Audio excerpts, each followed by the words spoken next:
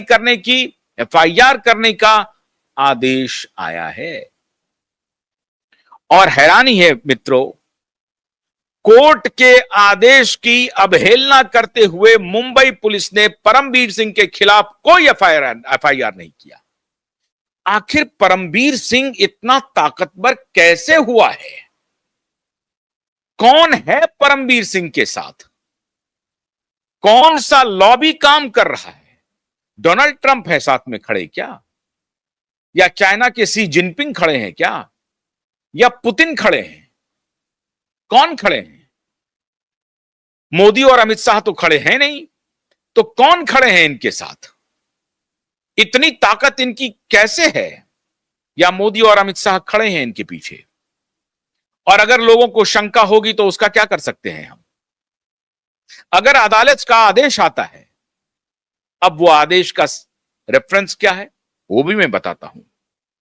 अभी साध्वी प्रज्ञा सिंह ठाकुर का बयान आया, कर्नल पुरोहित का बयान आया, चतुर्वेदी का बयान आया, जो मालेगांव बॉम्ब ब्लास्ट केस में जो आरोपी थे उनके साथ ये माननीय परमबीर सिंह ने क्या किया। सारी हदें क्रूरता की, मैंने इसके पहले भी बता चुका हूं कि औरंगजेब और तैमूर की क्रूरता से भी आगे की हदें ये क्रॉस करके इन लोगों के साथ बर्ताव किया था। और उसका अब ऑन कैमरा साध्वी प्रज्ञा सिंह बोल रही हैं, कर्नल पुरोहित बोल रहे हैं। कल्याण में एक एसीपी स्तर के अधिकारी पोस्टेड थे, उनका नाम है,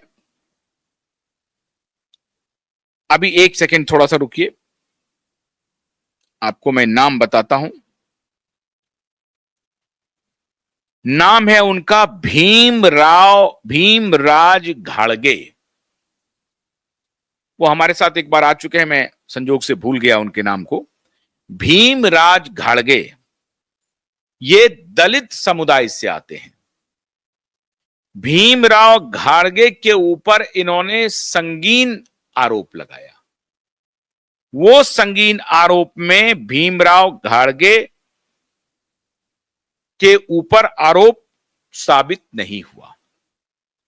साबित नहीं होने के बाद भीमराज घाड़गे अदालत की शरण में गए। उन्होंने कहा कि इन्होंने मुझे फंसाया है, परमबीर सिंह ने, और उसके सबूत मिल गए हैं, इनके खिलाफ इंक्वायरी की जाए। अदालत ने आदेश दिया कि ठीक बात है, अगर आपके खिलाफ ज्यादती हुई है, आपको परेशान किया गया है, सर्विस में रहते परेशान किया गया है, आपको गलत आरोपों में फंसाया गया है, गलत आरोप लगा करके, तो इसकी जांच होनी चाहिए। और अदालत ने यह आदेश दिया पुलिस को कि साहब इसकी जांच होनी चाहिए। लेकिन 1 साल बीत गया, कोई एफआईआर नहीं हुआ। फिर अब ये एसीपी भीमराज घाड़गे फिर पहुंचे अदालत। फिर उन्होंने दरवाजा खटखटाया घाड़गे साहब ने कि मिलॉर्ड, आपके आदेश की अवहेलना सरेआम हो रही है। आपने आदेश दिया था कि एफआईआर दर्ज कीजिए और भीमराज घाड़गे के खिलाफ जो कुछ भी आरोप लगा है उसकी सत्यता क्या है, और जिसने इनके खिलाफ एट्रोसिटीज किया है उस एट्रोसिटीज की जांच कीजिए। जब अदालत को यह बात पता चली कि 1 साल के बाद भी हमारे आदेश पर कोई फैसला नहीं आया है, तो अदालत ने फिर यह ऑर्डर पास किया और इस बार पत्र उन्होंने डीजीपी को भेजा है, महाराष्ट्र के डीजीपी को। अब महाराष्ट्र के डीजीपी को उत्तर देना है अदालत में कि आप एफआईआर कर रही हैं या नहीं कर रही हैं। यह दलित के खिलाफ एक एट्रोसिटीज का भी मामला है। अगर उसमें मेरिट है केस में तभी तो अदालत कह रही है, और अगर मेरिट नहीं है तब भी जांच होनी है। यह तो अदालत तय करेगी ना, पुलिस तो तय कर नहीं सकती, अदालत को तय करना है मेरिट।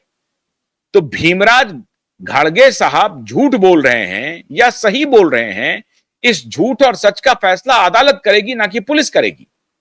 सवाल है कि 1 साल से भीमराज घारगे के कंप्लेन पर एफआईआर क्यों नहीं हो रहा है, जबकि भीमराज घारगे साहब खुद एसीपी रह चुके हैं, असिस्टेंट कमिश्नर ऑफ पुलिस रह चुके हैं। घारगे साहब जो उनके डिपार्टमेंट के हैं, उनके खिलाफ ये षड्यंत्र करते हैं। अब उन्हीं के डिपार्टमेंट के महबूब मजाबर कंप्लेन करते हैं कि साहब मुझे इन्होंने पैसे दिए, पिस्टल दिए, लोग दिए और इन लोगों का नाम बताया।